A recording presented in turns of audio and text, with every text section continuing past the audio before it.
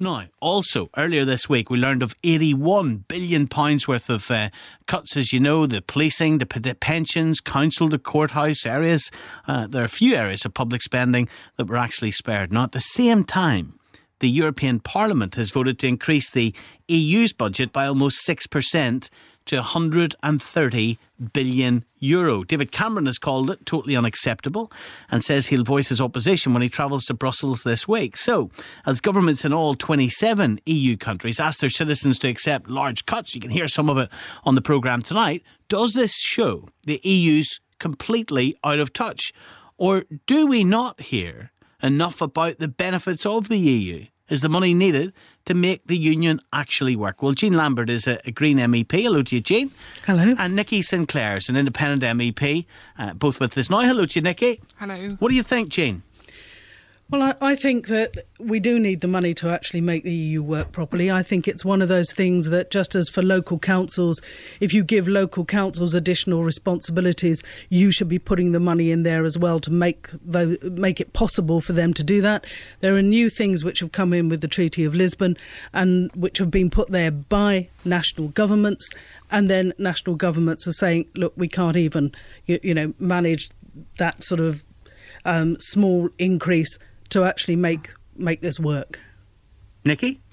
Well, Stephen, it absolutely beggars belief that the EU considers itself immune from the austerity measures that's currently sweeping across the European Union. But it's hardly surprising.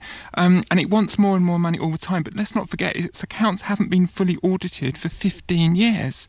In part of this increase is its entertainment budget, which has been increased by 85% to €2 million a year. That's for extra champagne and subsidised canteen for MEPs. Now, at a time that's 27% decrease in council spending, and that will shortly affect the everyday lives of ordinary people. You have the European Union officials drinking champagne, and that's the reality of the European Union. It just simply is out of touch and doesn't care about the citizens across the European Union, and it's about time we had a national debate on whether we should be members of it. I think that's incredible. I mean, it's incredible. In terms, Nikki, you know as well as anybody else that very. Did you vote for that increase in the entertainment budget? No, I didn't vote for that increase in the entertainment budget, but I did vote for an increase in spending on lifelong learning. I voted for an increase on research into energy efficiency, into smart energy. I did vote for increases there.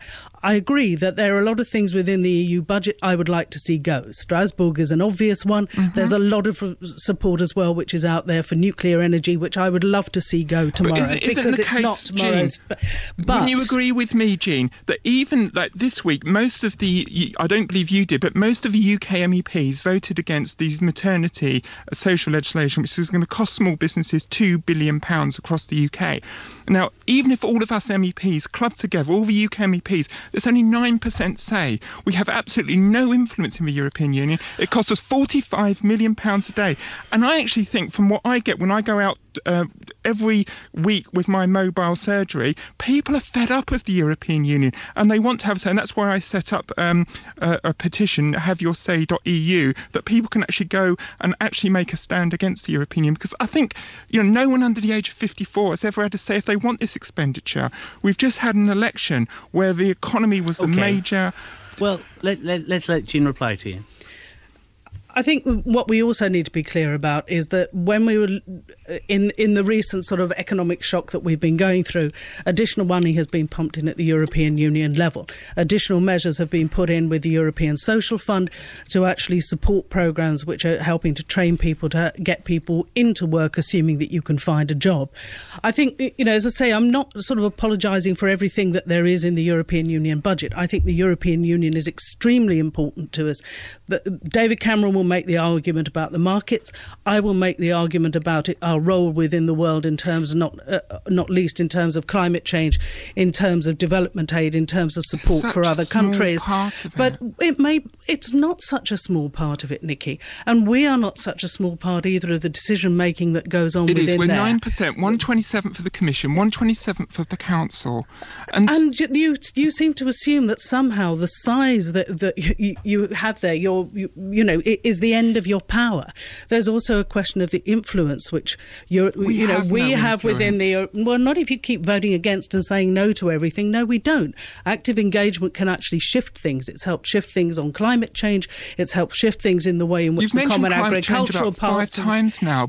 Yes, just as you will talk about why we need to come out of the European Union. It's something which I'm passionate about. Would you concede, though, Jane, that the timing couldn't be worse? Because there is a receptive audience, isn't there, for anyone that is arguing to keep money in this country to protect jobs, to protect whatever benefits are left, rather than sending it elsewhere. I would absolutely agree. I mean, the fact that our vote came on the same day as we were seeing slash and burn, totally unnecessary slash and burn, in my point of view, going on in the national parliament in terms of what we're doing to our infrastructure, our public services, the jobs prospects in the UK.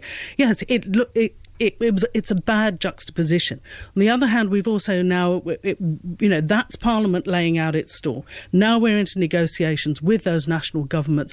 That has to be sort of sorted within the next 3 weeks. And November, we see the final vote on this, where hopefully we will actually have also begun to shift something within that budget to get them to really look at the entrepreneurship measures, the support for small businesses, all of those things that Parliament has asked for more money for. You've been an MEP now for 11 years. Can you tell me what influence and what you've done to help, for example, reform of the Common Agricultural Policy, which cost every family £25 a week on their food bill? There's absolutely no influence because the French refuse to discuss it and will refuse to discuss even having talks about it until 2012. Nikki, there are shifts now within the Common Agricultural Policy. The Common Agricultural Policy now is about 40% of the EU budget. When I came in, it was 70%. There are shifts going on. That's because they've increased expenditure in other areas. Of which the UK has, in the past, has been vitally important. The German Greens in government were important. We're important within the Parliament. Under Lisbon, we now have co-decision on Common Agricultural Policy, and we have co-decision on the budget on those lines in a way in which we haven't had in the past. And what has it done? Jane, what has it done with this new co-decision? Increased its entertainment budget. That was its first major test this week since the Lisbon Treaty. And what does it do? It puts an 85% increase on spending in champagne and subsidised candy. That's the message, Nikki, the European Union has sent the people across Europe this week. Would you stop talking about this, please, as if it's a champagne budget? It is not a champagne budget. Why champagne did it may be in it. It increases because, apart from other things, we also are more important in the world. We have more delegations now visiting us from other parliaments. And yes, my group voted against that budget. I voted against an increase in the entertainment budget. But I have voted for an increase in things, as I say, on lifelong learning, on entrepreneurship, on support for small businesses, because that's important across the whole of the European Union, not just in the UK. The other thing that needs to be made very clear is when we actually get money back from the European Union, we are a net contributor to the European Union, but when we actually get money back, it's match funded. It has to be match funded to 50%, and that is with strings and conditions that the European Union places now. But that's our money coming back for it. And I would just like to mention the Conservatives, because you said Cameron's going to Brussels this week.